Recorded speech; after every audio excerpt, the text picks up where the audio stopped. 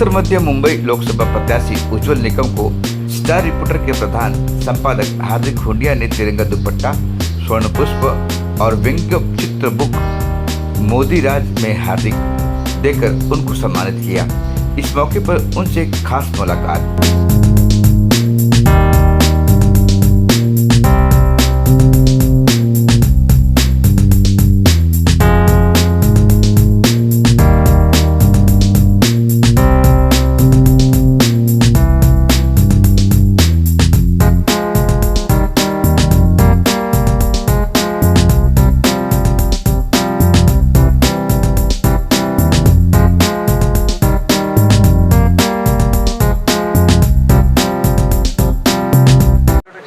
मैं हार्दिक हुंडिया। आज हमने कई लोगों से एक सवाल किए कि आप देश का भविष्य कैसा चाहते हो। सबसे मुंह से एक ही आवाज़ आई, उज्जवल उज्जवल उज्जवल। तो हम तो बड़े भाग्यशाली है कि दीप पार्ला, अंधेरी, सांताक्रूज एरिया के अंदर कुर्ला तक सबसे बड़ी शायद कॉन्स्टिट्यूंसी के अंदर श्री उज्जवल निकम साहब जो आज लोकसभा का चुनाव लड़ रहे, वो लोग उज्जवल निकम साहब आज हमारे साथ में। उज्जवल निकम साहब, आपको स्टार रिपोर्ट की ओर से आपका हार्दिक स्वागत है। बहुत बहुत धन्यवाद। देश के यशस्वी प्रधानमंत्री श्री नरेंद्र भाई मोदी के ऊपर हम सबकी नज़र है, क्योंकि 500 साल के इतिहास के अंदर ऐसा वीर पुरुष पहली बार एक जन्म लिया है और जिन्होंने एक नई क्रांति राजकीय जगत में लाई है। हमारी नज़र मोदी जी के ऊपर, लेकिन मोदी जी की नज़र हमारे यशस्वी ऐसे एडवोकेट भाई श्री उज्जवल निकम जी, जिनको करीबन मैं 8 साल से जानता हूं, लेकिन उन्होंने जिस तरह की लड़ाई देश के लिए लड़ी है और आज उनको भी जो सिक्योरिटी नरेंद्र भाई मोदी को वो सेम सिक्योरिटी इनको, तो हम सब समझ सकते हैं कि उज्जवल निकम साहब ने कैसी लड़ाई लड़ी होगी। उज्जवल निकम साहब, आपने जो देश के लिए काम किया है, आज पहली बार ऐसा हुआ है कि हम लोगों को एक मौका मिला है कि हम आपको वोट देके वह इतना उज्जवल भविष्य के साथ जीता है कि शायद मोदी जी कह रहे हैं 400 सीट पर, हम कह रहे 400 नहीं 401 सीट पर, और 401वीं सीट आपकी होनी चाहिए और सबसे अधिक वोटों से आप जीते। यही हमारी शुभकामनाओं के साथ आज हम आपसे मुलाकात कर रहे हैं। निकम साहब, आज तो एक वकील हो, तो आपको पॉलिटिक्स के अंदर आप कैसा लग रहा है? देखो, पॉलिटिक्स में मेरा वैसा जन्म तो 15 दिन पहले ही हुआ, लेकिन हनुमान जयंती का मेरा वैसा जन्म है और मैंने सोचा भी नहीं था कि राजनीति में आना है। लेकिन अब राजनीति में ऐसी कुछ चीज हुए कि जिसके कारण मैं ये राजनीति में आ गया।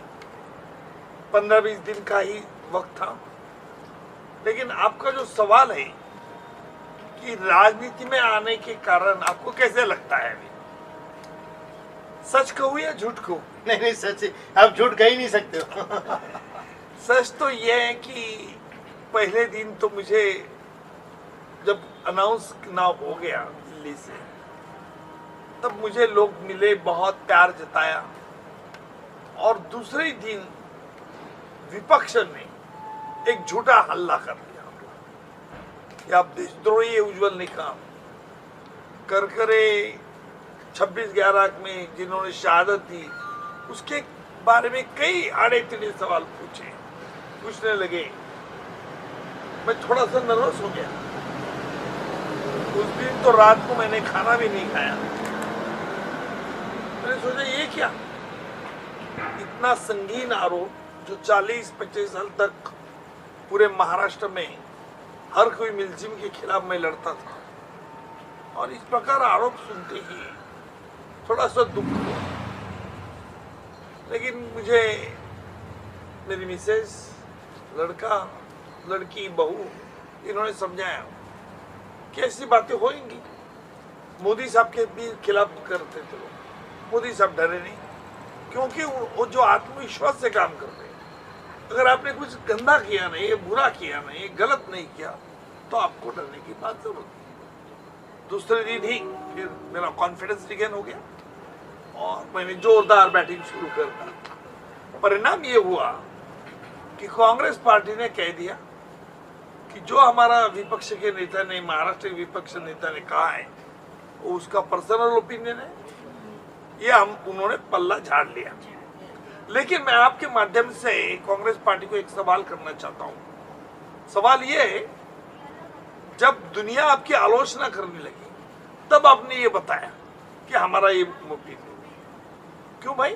आपके आदमी ने, आपके विपक्ष नेता ने, जिन हमारे पुलिसकर्मी ने शहादत दी, 166 लोगों की जान चली गई, उसके बारे में तुम्हारा एक नेता इंसल्ट करता है, तौहीन करता है। आपने देश की क्षमा मांगी? क्यों नहीं क्षमा मांगी? सवाल तो यह है कि 26/11 के हमले में अजमल कसाब ने खुद इकबाली बयान दिया, चश्मदीद गवाह ने बताया कैसा हादसा हुआ, पाकिस्तान ने कभी नकारा नहीं। लेकिन तुम्हारा नेता अगर कहता है इस तरह से झूठे गोबल्स प्रोपेगेंडा, तो कांग्रेस की जिम्मेदारी थी कि देश की क्षमा मांगे, उन जिन लोगों ने शहादत दी उनकी क्षमा मांगे, नहीं मांगी। यानी आपने जो कहा है हमारा कुछ कहना नहीं, उसका इंडिविजुअल मत है। ये फिर आप तो क्रोकोडाइल टीयर्स है, मगरमच्छ के आंसू थे आपके। तो मैं बहुत इसकी निंदा करता हूँ, नाराजगी करता हूँ। सब देखो, जहाँ राम होंगे वह रावण भी पैदा तो होगा, और जब तक आप राम की भूमिका निभाओगे तो आपको ये रावण, ऐसे कितने भी रावण आ जाए, लेकिन आपके सामने कोई विजय नहीं हो सका, ये 100% मैं कहता हूँ। और मेरी भी कांग्रेस से एक सवाल है। हमें हार्दिक भाई जैसे अभी देखो 12 बजने लगे, मेरा इंटरव्यू कितने बजे चला? रात को 12 बजे। वो 9, 8:30, 9 बजे से मेरा इंतजार कर रहे हैं। हार्दिक भाई, आप जैसे प्यार करते हैं ना, इससे हमारा हौसला बुलंद होता है। साहब हम तो, आप डायमंड में रखते ही रुचि, आप डायमंड जैसे हमको शाइनिंग करते हो, इसलिए तुम आगे चलते हैं। साहब हम बड़े भाग्यशाली है कि आप रात को 12 बजे भी हमको मिले। हम तो साहब 12 बजे नहीं, पूरी रात आपके लिए खड़ा रहने के लिए तैयार है, इसमें कोई बड़ी बात नहीं है। लेकिन मैं देश की जनता से कहना चाहता हूं कि जिस तरह उज्जवल निकम साहब ने हम सबके लिए जो कोशिश की, देश के लिए जो लड़ाई लड़ी, आज उनको Z+ सिक्योरिटी देनी पड़ी, जेडे। आज सोचो, इन्होंने न अपना परिवार देखा, न अपना लोगों से सिर्फ देखा तो देश के प्रति प्यार देखा, और देश किस तरह से खुशी से जिंदगी जिए। और हम सब आज जो जिंदगी खुशी से जी रहे, एक दूसरे से मिल रहे। आज रात को 12 बजे भी हम उज्जवल निकम के साहब के साथ बैठे, हम बाहर से जब घूमते हुए आते, कोई तकलीफ हमको नहीं हुई। तो ये सब जो आभारी है उज्जवल निकम साहब, आप जैसे महानुभावों के कारण आभारी है।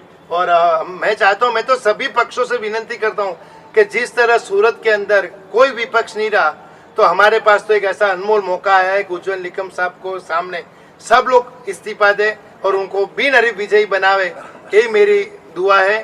और मतलब आप सबसे हार्दिक विनती है। और निकम साहब मिले, यही हमारे लिए बहुत बड़ी बात है। और आज रात को 12 क्या, मैं बोला साहब आप रात को पूरी रात बोलो, बैठे रहो, हम बैठे रहेंगे आप